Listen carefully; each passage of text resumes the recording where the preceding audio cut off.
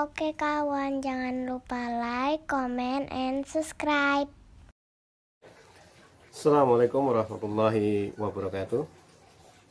Sahabat kebun berkah yang berbahagia, jumpa kembali di channel Junediono Kebun Berkah. Alhamdulillah, pagi hari ini kita berjumpa kembali di channel kesayangan sahabat kebun berkah semua. Sebelum kita belajar terkait kemitraan konservasi, kita kembali mengingatkan terkait channel Junediono Kebun Berkah ini. Sahabat kebun berkah yang berbahagia, bahwa channel ini bertujuan untuk memberikan informasi kepada sahabat-sahabat kebun berkah semua terkait kegiatan-kegiatan pertanian, perkebunan, kehutanan, pariwisata, sukarobot, dan kegiatan-kegiatan para petani kecil yang sudah bergabung di kebun berkah. Yang keduanya adalah memberikan informasi kepada sahabat kebun berkah semua terkait produk-produk yang dihasilkan oleh petani-petani kami, dengan harapan produksi petani-petani kami dapat diketahui oleh banyak orang dan mudah-mudahan bisa dibeli atau diborong oleh sahabat kebun berkah semua. Baik sahabat kebun berkah yang berbahagia, mari kita mencoba untuk belajar terkait kemitraan konservasi. Kemitraan konservasi sesuai dengan petunjuk teknis yang telah dikeluarkan oleh Direktur Jenderal Konservasi Sumber Daya Alam dan Ekosistem nomor P6 tahun 2018 tentang petunjuk teknis kemitraan konservasi pada kawasan suaka alam dan kawasan pelestarian alam. Baik sahabat kebun berkah yang berbahagia, apa itu kemitraan konservasi? Kemitraan konservasi dalam petunjuk teknis ini didefinisikan sebagai kerjasama antara kepala unit pengelola kawasan atau pemegang izin pada kawasan konservasi dengan masyarakat, tentunya masyarakat setempat, berdasarkan prinsip saling menghargai, saling percaya, dan saling menguntungkan. Berarti sesuai dengan definisi ini, kemitraan konservasi adalah merupakan kerjasama antara kepala unit pengelolaan atau pemegang izin di dalam kawasan tadi dengan masyarakat setempat, berdasarkan prinsip yang saling menghargai dan saling menguntungkan. Dan kemitraan konservasi ini sesuai dengan petunjuk teknis tadi bisa dilakukan di kawasan suaka alam dan kawasan pelestarian alam. Kawasan suaka alam atau disebut dengan KSA adalah kawasan dengan ciri khas tertentu baik di darat maupun di perairan yang mempunyai fungsi pokok sebagai kawasan pengawetan keanekaragaman tumbuhan dan satwa serta ekosistemnya, yang juga berfungsi sebagai wilayah sistem penyangga kehidupan. Itu adalah definisi kawasan suaka alam.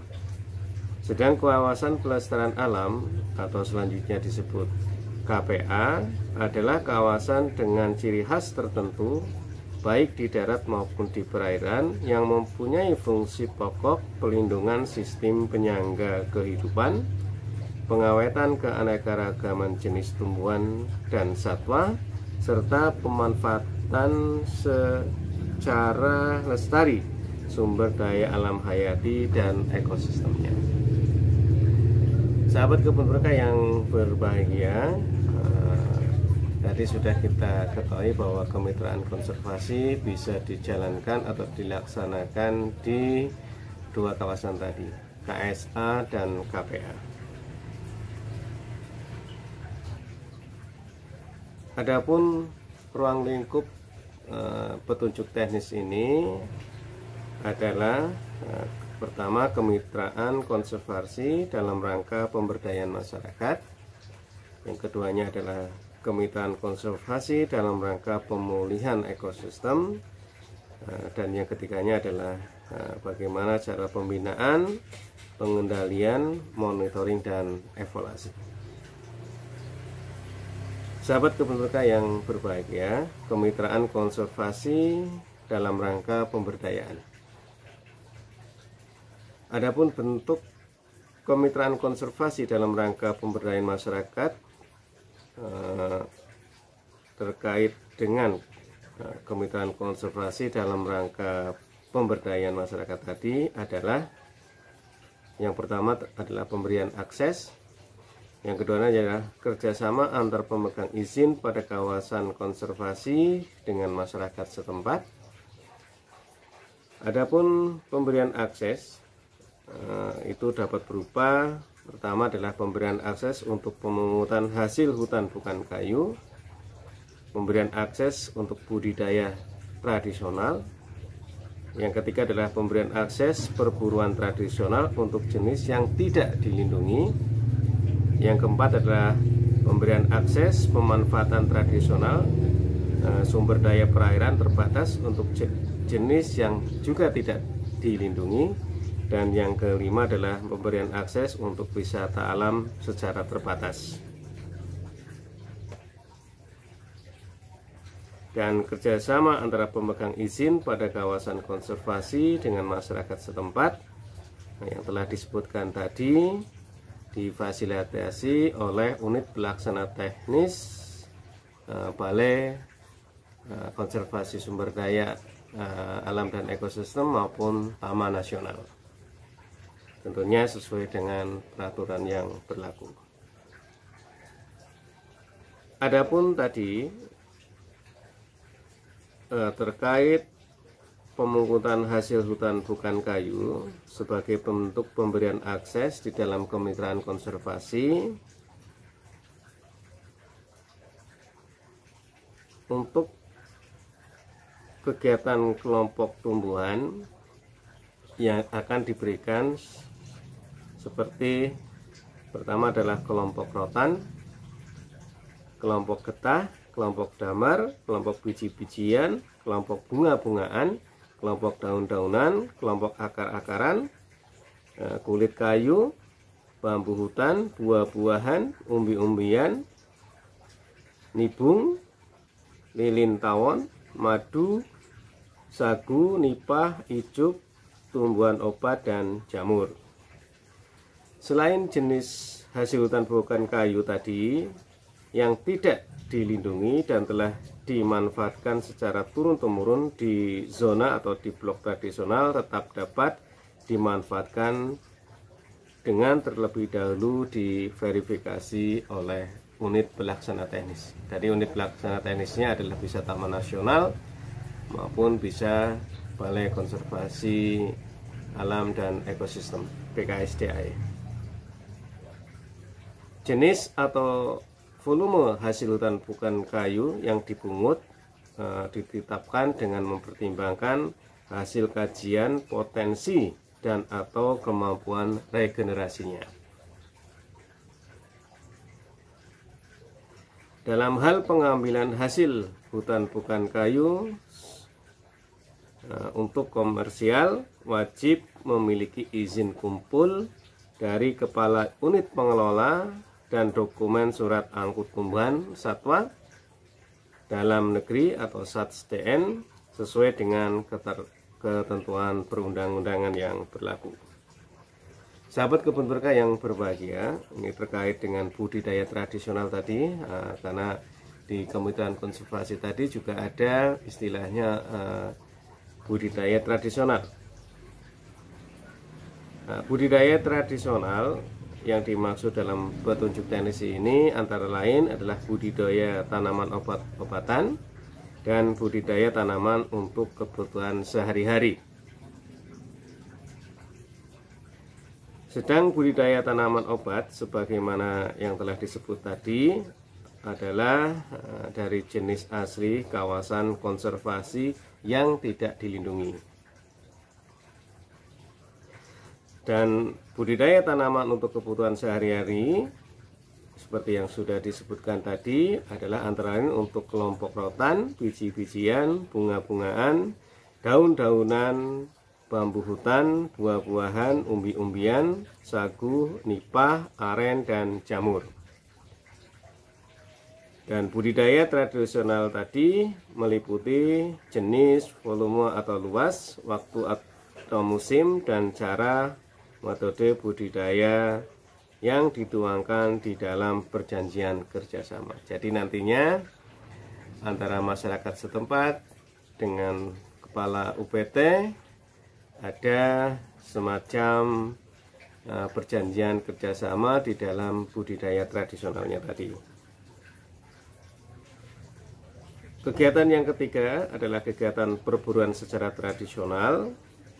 Dapat dilakukan melalui penangkapan langsung terhadap populasi satwa buru yang terdapat di zona atau di blok tradisional sesuai daya dukung alam dan prinsip-prinsip kelestarian. Perburuan tradisional hanya dapat dilakukan untuk kebutuhan yang bersifat mendesak, untuk upacara adat atau keagamaan masyarakat setempat, atau pemenuhan kebutuhan sehari-hari. Dan kepentingan adat dan religi atau pemenuhan kebutuhan sehari-hari seperti yang sudah disebut tadi, dengan ketentuan yang pertama merupakan jenis tidak dilindungi, yang keduanya adalah tidak dilakukan pada musim kawin atau bertelur, yang ketiga adalah jenis, jumlah, volume, dan atau ukuran satwa yang boleh diburu ditetapkan oleh kepala UPT dengan mempertimbangkan antara lain potensi dan kemampuan regenerasi atau reproduksi satwa. Keempat, hanya dapat dilakukan masyarakat setempat yang telah dilaksanakan secara turun-temurun, atau yang kelimanya adalah mempertimbangkan nilai-nilai kearifan lokal.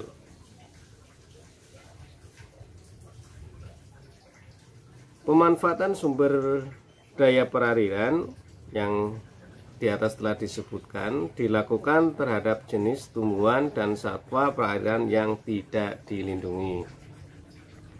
Dan pemanfaatan sumber daya perairan dilakukan juga dengan menggunakan alat yang tidak menimbulkan kerusakan. Pemanfaatan sumber daya perairan mempertimbangkan jenis, jumlah, volume, atau ukuran satwa yang boleh dimanfaatkan dengan mempertimbangkan potensi dan kemampuan reproduksi tumbuhan atau satwa dimaksud, atau menurut nilai-nilai kearifan lokal masyarakat setempat. Kemitraan konservasi juga diberikan untuk wisata alam terbatas yang di atas sudah disebutkan sesuai dengan ketentuan yang berlaku. Sahabat kebun berkah yang berbahagia, selanjutnya adalah lokasi kemitraan. Lokasi kemitraan konservasi dalam rangka pemberdayaan masyarakat setempat meliputi zona atau blok tradisional dan blok pemanfaatan kawasan pelestarian alam atau KPA. Lokasi pemberian akses pemungutan hasil hutan bukan kayu, budidaya tradisional, perburuan tradisional, pemanfaatan sumber daya perairan sebagaimana yang sudah disebutkan di atas dilaksanakan pada zona atau blok tradisional kawasan pelestarian alam atau zona atau blok yang memiliki fungsi untuk pemanfaatan tradisional oleh masyarakat setempat di kawasan pelestarian alam perairan. Lokasi kemitraan konservasi dalam pemberdayaan masyarakat setempat yang tadi disebutkan harus mempertimbangkan yang pertama adalah aksesibilitas, yang kedua adalah tingkat kesejahteraan masyarakat, dan ketiga adalah potensi sumber daya hutan non kayu dan perairan yang tidak dilindungi. Lalu di dalam mitra konservasi ini tentunya siapa sih masyarakat yang boleh melakukan kemitraan ini? Mitra konservasi dalam rangka pemberdayaan masyarakat setempat yaitu bisa perseorangan masyarakat, kelompok masyarakat, dan atau pemerintah desa. Jadi bisa pemerintah desa, bisa masyarakat perorangan maupun kelompok masyarakat. Persyaratan perseorangan dan atau kelompok masyarakat setempat sebagai calon mitra konservasi harus memiliki yang pertama adalah kartu tanda penduduk atau surat domisili atau surat keterangan lainnya dari kepala desa setempat atau dengan sebutan nama lainnya yang membuktikan bahwa calon mitra bertempat tinggal di sekitar kawasan suaka alam maupun kawasan pelestarian alam. Yang kedua adalah dalam hal masyarakat setempat sebagaimana tadi disebut berasal dari lintas desa, maka diberikan surat keterangan oleh camat setempat atau lembaga adat setempat. Yang ketiga adalah mempunyai mata pencaharian pokok yang bergantung pada kawasan suaka alam dan atau kawasan pelestarian alam. Yang keempat adalah mempunyai potensi untuk pengembangan usaha padat karya secara berkelanjutan dan atau terbentuk kelompok masyarakat setempat. Dan mitra konservasi yang telah terbentuk berhak yang pertama adalah mendapat akses untuk melakukan pemungutan hasil hutan bukan kayu, budidaya tradisional, perburuan tradisional, pemanfaatan sumber daya perairan, dan mengusahakan jasa wisata alam terbatas. Yang kedua adalah mendapatkan fasilitas pembentukan kelompok dan penguatan kelembagaan kelompok. Dan selain mendapatkan hak, juga mitra konservasi ini memiliki kewajiban.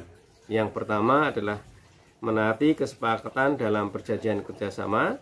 Yang kedua adalah mengembangkan atau melakukan budidaya jenis-jenis hasil hutan bukan kayu yang dipungut di dalam dan di luar kawasan suaka alam dan kawasan pelestarian alam melalui pengembangan kebun bibit kelompok. Yang ketiga adalah tidak menebang pohon. Yang keempat adalah menjaga areal kemitraan dari kebakaran, perburuan, penyerobotan lahan, penambangan, dan gangguan lainnya oleh pihak luar. Dan yang keempat adalah melaporkan setiap gangguan terhadap kawasan yang terjadi di dalam dan di sekitar areal kemitraannya kepada Kepala UPT, Kepala Unit Pelaksana Teknis Direktorat KSDAE. Dan di dalam mendukung kegiatan kemitraan tadi, UPT dapat menyediakan tenaga pendamping kepada mitranya. Bahasan yang selanjutnya adalah tahapan pelaksanaan. Tahapan pelaksanaan kemitraan dalam rangka pemberdayaan masyarakat setempat meliputi tahapan persiapan, usulan rencana kegiatan, yang ketiga adalah penilaian dan persetujuan, dan keempat adalah perumusan dan penandatanganan kerjasama. Baik, untuk tahapan persiapan, di dalam tahapan persiapan dilakukan melalui yang pertama adalah inventarisasi dan identifikasi karakteristik lokasi, penentuan dan penetapan arah pengelolaan dan pemanfaatan. Yang kedua adalah pengkajian karakteristik lokasi. Yang ketiganya adalah memfasilitasi pembentukan kelompok masyarakat. Dan keempat adalah penguatan kelembagaan kelompok masyarakat. Jadi di dalam tahapan persiapan ini ada empat tahapan yang harus dilalui, dari mulai inventarisasi sampai dengan penguatan kelembagaan kelompok masyarakat. Inventarisasi dan identifikasi yang telah disebut tadi adalah untuk menentukan kelayakan pemanfaatan zona atau blok tradisional dan masyarakat setempat yang akan melakukan kerjasama. Inventarisasi dan identifikasi dilakukan terhadap masyarakat yang akan melakukan pemanfaatan pada zona atau blok tradisional. Yang kedua adalah kepada potensi flora, fauna, sumber daya perairan dan jasa lingkungan, dan pemanfaatan sumber daya hutan dan perairan. Dan inventarisasi tadi dan identifikasi tadi dilaksanakan oleh unit pengelola.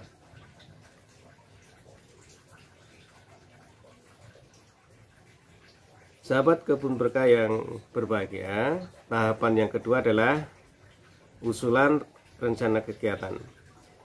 Calon mitra mengajukan usulan kerjasama dalam rangka pemberdayaan masyarakat setempat kepada unit pengelola dengan dilampiri legalitas pemohon dan proposal. Proposal yang tadi disebut berisi atau memuat minimal lokasi dan rencana kegiatan. Berdasarkan usulan mitra, maka unit pengelola melakukan verifikasi. Verifikasi ini terhadap pemohon apakah memenuhi kriteria sebagai masyarakat setempat, dan verifikasi kepada kelayakan potensi serta lokasi.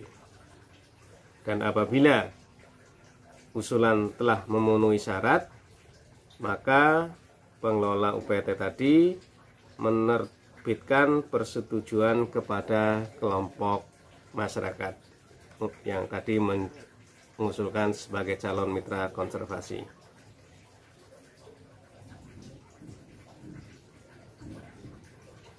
Tadi dalam hal inventarisasi dan identifikasi terhadap masyarakat yang telah disebutkan tadi dilakukan fasilitasi oleh unit pengelola dengan tentunya melibatkan masyarakat. Fasilitasi tadi dapat bekerja sama dengan pemerintah. Tadi unit pengelola tadi di dalam melakukan fasilitasi dapat bekerja sama dengan pemerintah daerah, perguruan tinggi, lembaga swadaya masyarakat, dan pihak lainnya yang memiliki kompetensi terkait. Fasilitasi yang telah disebutkan tadi antara lain dapat berupa penguatan kapasitas kelembagaan, perencanaan, teknis budidaya, pengembangan usaha, teknologi tepat guna, teknologi pasca panen, keterampilan teknis keuangan, administrasi, dan atau akses pemasaran. Dalam rangka mencapai tujuan kemitraan konservasi, unit pelaksana teknis bersama dengan para pihak membentuk kelembagaan kolaboratif untuk memfasilitasi. Yang pertama adalah aspirasi para pihak dalam rangka kemitraan konservasi. Yang kedua adalah pembinaan dan pengendalian terhadap perencanaan, pelaksanaan program, monitoring dan evaluasi, serta penyelesaian konflik antar pihak. Para pihak yang disebutkan tadi terdiri dari kelompok masyarakat, masyarakat hukum adat, pemerintah desa, pemerintah daerah, kelompok dan atau lembaga swadaya masyarakat, perguruan tinggi, dan badan hukum lainnya. Sahabat kebun berkah yang berbahagia, fasilitasi penguatan kapasitas kelembagaan, tentunya kelembagaan masyarakat yang telah tadi disebutkan, wajib yang pertama adalah membentuk kelompok berdasarkan data keanggotaan berdasarkan KTP atau identitas kependudukan atau surat keterangan domisili yang disahkan oleh aparat desa setempat. Yang kedua adalah jumlah anggota untuk setiap kelompok maksimal 50 kepala keluarga dan disahkan oleh pemerintah desa setempat.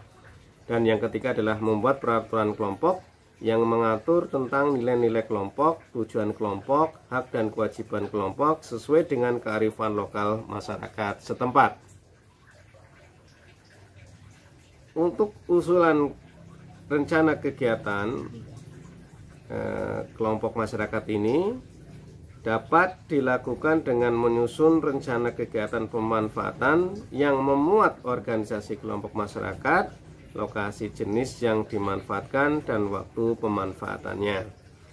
Usulan rencana kegiatan kelompok masyarakat tadi diusulkan oleh kelompok masyarakat kepada unit pengelola. Usulan rencana kegiatan tadi untuk lokasi dilampiri dengan peta lokasi pemohon. Dan berdasarkan usulan rencana kegiatan kelompok, pengelola UPT melakukan penilaian terhadap persyaratan administrasi dan kelayakan pemanfaatan potensi yang dilakukan melalui verifikasi lapangan. Dalam hal verifikasi lapangan tadi telah memenuhi syarat, pengelola UPT dapat menerbitkan persetujuan kepada kelompok masyarakat. Berdasarkan penilaian tadi dan persetujuan yang sudah disebutkan tadi, maka langkah selanjutnya adalah dilakukan perumusan kerjasama yang dituangkan dalam perjanjian kerjasama. Perjanjian kerjasama tadi memuat antara lain latar belakang, identitas para pihak, tujuan, ruang lingkup, lokasi kegiatan, hak dan kewajiban para pihak, jangka waktu, dan penyelesaian sengketa. Perjanjian kerjasama tadi ditandatangani oleh Kepala UPT atau UPTD dengan kelompok masyarakat dan dilaporkan kepada Direktur Jenderal KSDAE. Perjanjian kerjasama tadi dengan jangka waktu sampai dengan 5 tahun ditindaklanjuti dengan penyusunan rencana pelaksanaan program atau kegiatan sepanjang jangka waktu kerjasama dan dijabarkan lebih lanjut ke dalam rencana kerja tahunan. Jangka waktu perjanjian kerjasama dapat diperpanjang berdasarkan hasil evaluasi. Sahabat kebun berkah yang berbahagia, kemitraan konservasi selanjutnya adalah kemitraan konservasi dalam rangka pemulihan ekosistem. Kemitraan konservasi dalam rangka pemulihan ekosistem dapat dilaksanakan pada ekosistem yang rusak di kawasan swaka alam dan kawasan pelestarian alam. Kerusakan ekosistem di kawasan swaka alam dan kawasan pelestarian alam disebabkan bisa oleh daya-daya alam, yaitu bencana alam dan kebakaran, bisa dengan jenis invasif dan perbuatan manusia.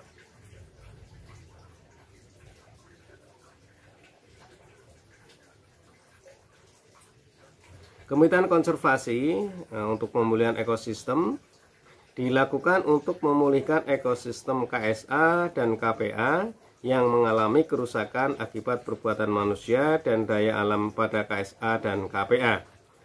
Dalam hal tertentu, atas dasar kajian ilmiah terhadap kerusakan akibat jenis invasif dapat dilakukan dengan kemitraan konservasi pemulihan ekosistem. Kemitraan konservasi pemulihan ekosistem bertujuan untuk mengembalikan fungsi ekosistem secara bertahap. Yang pertama adalah kembali ke tingkat atau mendekati kondisi aslinya, atau telah tercapai suatu kondisi sesuai tujuan yang ditetapkan oleh pengelola. Kemitraan konservasi dalam rangka pemulihan ekosistem dilakukan dengan ketentuan. Yang pertama adalah mitra menandatangani pernyataan pengakuan bahwa areal yang dipulihkan dalam KSA dan atau KPA dan tidak memperluas areal garapan. Yang kedua adalah tujuan kemitraan untuk memulihkan kondisi ekosistem KSA dan KPA. Yang ketiga adalah jangka waktu kemitraan maksimal 10 tahun dan atau 1 daur. Yang keempat adalah melakukan pemulihan ekosistem secara bertahap. Yang kelima adalah mitra konservasi berbentuk kelompok atau lembaga.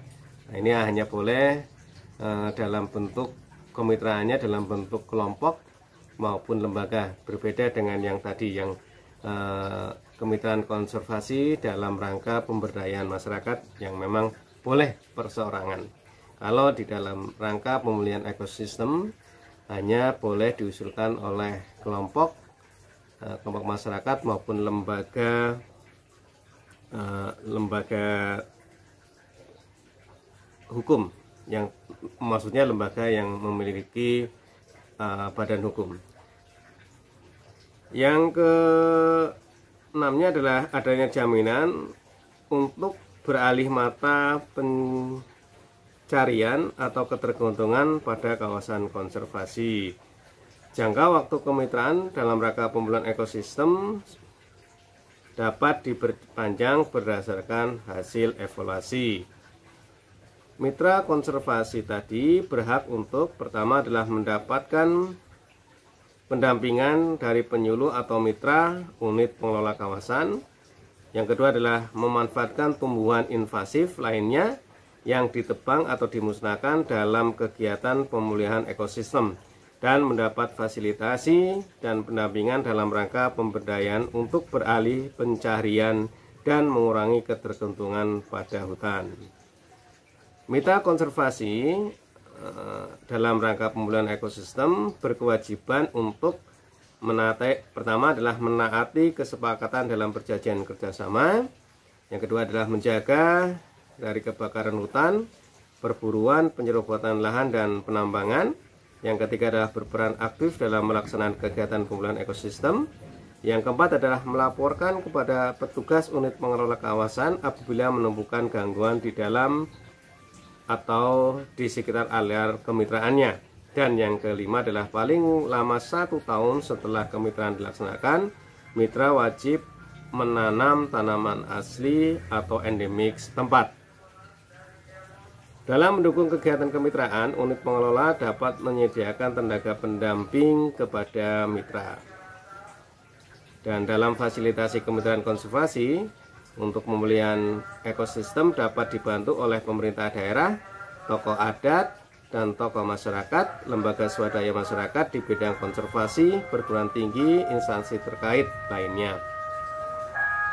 Dalam hal pemulihan ekosistem untuk jenis tanaman yang telah disebutkan tadi, tanaman yang dapat dikerjasamakan yaitu tanaman perkebunan yang ditanam sebelum ditetapkan Undang-Undang Nomor 26 tahun 2007 tentang penataan ruang.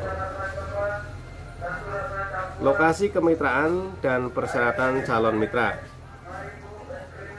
Kemitraan konservasi dalam pemulihan ekosistem dilakukan pada zona rehabilitasi Taman Nasional atau blok rehabilitasi Suaka Marga Satwa, Taman Hutan Raya atau Taman Wisata Alam, atau areal yang telah mengalami kerusakan dan bukan pada areal jelajah satwa dilindungi atau habitat satwa dilindungi. Dalam hal areal yang mengalami kerusakan tadi, sebagai dasar untuk melakukan revisi zonasi dan blok sesuai dengan ketentuan peraturan perundang-undangan. Sahabat kebun berkah yang berbahagia, adapun persyaratan kelompok masyarakat setempat, calon mitra harus memiliki kartu tanda penduduk atau surat keterangan tempat tinggal dari kepala desa setempat yang membuktikan bahwa calon mitra bertempat tinggal di dalam dan atau di sekitar areal. Yang kedua adalah mempunyai mata pencaharian pokok tergantung pada lahan garapan. Ketiga adalah mempunyai potensi untuk mengembangkan usaha padat karya secara berkelanjutan. Yang keempat adalah dalam hal masyarakat berada di dalam kawasan konservasi sebagai penggarap dibuktikan dengan areal garapan sebelum ditunjuk atau ditetapkan kawasan konservasi berupa tanaman kehidupan berumur paling sedikit 20 tahun. Dan yang kelima adalah dalam hal masyarakat setempat sebagaimana dimaksud pada dimaksud di atas, berasal dari lintas desa, diberikan surat keterangan oleh camat setempat atau lembaga adat setempat. Sedangkan tahapan pelaksanaan, unit pengelola melakukan inventarisasi dan identifikasi kerusakan ekosistem akibat perbuatan manusia di wilayah kerjanya melalui studi diagnostik dan atau studi etnografi.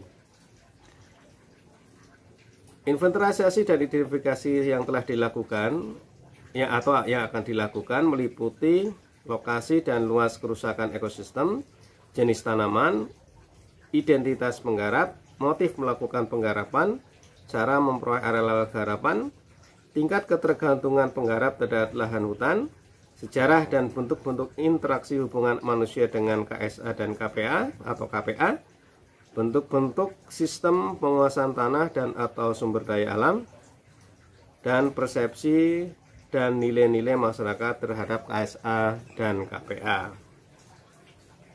Berdasarkan hasil inventarisasi dan identifikasi sebagaimana dimaksud tadi, maka disusun rencana kemitraan dalam rangka pemulihan ekosistem. Rencana kemitraan dalam rangka pemulihan ekosistem minimal meliputi lokasi, calon mitra, metode pelaksanaan, waktu kemitraan, serta pembiayaan. Rencana kemitraan dalam rangka pemulihan ekosistem yang telah disusun oleh unit pengelola dapat disosialisasikan kepada calon mitra dan para pihak. Pihak tadi antara lain adalah pemerintah daerah, tokoh adat dan tokoh masyarakat, lembaga swadaya masyarakat di bidang konservasi, perguruan tinggi, serta instansi terkait lainnya. Dalam rangka penyusunan perjanjian kerjasama dilakukan musyawarah oleh unit pengelola dengan calon mitra dan para pihak.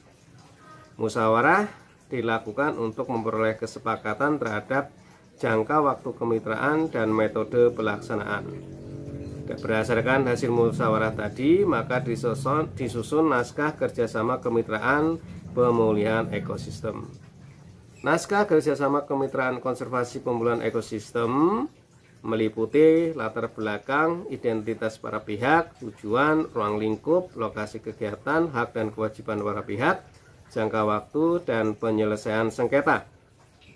Naskah kerjasama perjanjian tadi dilaporkan kepada Direktur Jenderal Konservasi Sumber Daya Alam dan Ekosistemnya sesuai dengan peraturan yang berlaku.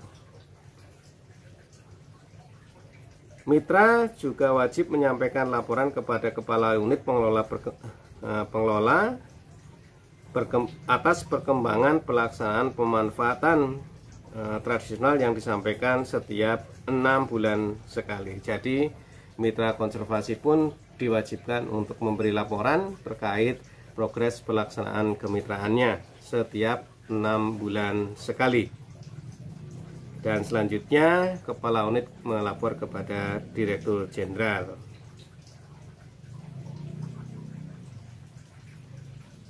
Sedangkan untuk pembinaan, pengendalian dan monitoring serta evaluasi, pembinaan dan pengendalian dimaksudkan untuk menjamin terselenggaranya pemanfaatan zona atau blok secara lestari yang efektif. Pembinaan pengendalian ini dilakukan oleh Direktur Jenderal dan Kepala UPT atau UPT. Pembinaan meliputi bimbingan, pelatihan, arahan, dan atau monitoring dan evaluasi. Dan pelatihan itu sendiri adalah merupakan upaya peningkatan kapasitas kelompok masyarakat di dalam pemanfaatan zona atau blok. Pengendalian meliputi pembinaan sumber daya manusia, penegakan integritas, pengendalian atas pengelolaan sistem informasi, dan pengendalian fisik atau lokasi pemanfaatan di dalam zona atau blok tradisional. Monitoring dan evaluasi, Kepala UPT atau PTD melakukan monitoring dan evaluasi atas pelaksanaan kegiatan kemitraan konservasi paling sedikit 6 bulan sekali. Proses monitoring dan evaluasi dapat melibatkan para pihak yang independen, baik LSM, perguruan tinggi, dan pihak lainnya. Hasil monitoring dan evaluasi disampaikan kepada Direktur Jenderal Konservasi Sumber Daya Alam dan Ekosistem, dilampiri dengan laporan perkembangan pelaksanaan kemitraan konservasi. Dan Kepala UPT juga melaporkan pelaksanaan kemitraan konservasi kepada Direktur Jenderal dengan tembusan Direktur Teknis serta Kepala Dinas Provinsi dan Kepala Dinas Kabupaten Kota yang membidangi kehutanan, dan disampaikan setiap 6 bulan sekali. Demikian sahabat kebun berkah yang berbahagia terkait dengan prosedur Kemitraan Konservasi sesuai dengan Peraturan Dirjen nomor P6 tahun 2018 tentang petunjuk teknis kemitraan konservasi pada kawasan suaka alam dan kawasan pelestarian alam. Mudah-mudahan sahabat kebun berkah bisa memahaminya, dan apabila masih ada pertanyaan-pertanyaan, silakan bisa langsung berkomentar di komentar. Mudah-mudahan bisa bermanfaat bagi kita semua, dan terima kasih kepada sahabat kebun berkah yang telah berkomunikasi dengan kami untuk menanyakan atau untuk meminta pendapat terkait kegiatan-kegiatan kehutanan, pertanian maupun yang lainnya. Semoga kita selalu diberi kesehatan, dan jangan lupa tetap bersyukur dan terus semangat. Assalamualaikum warahmatullahi wabarakatuh.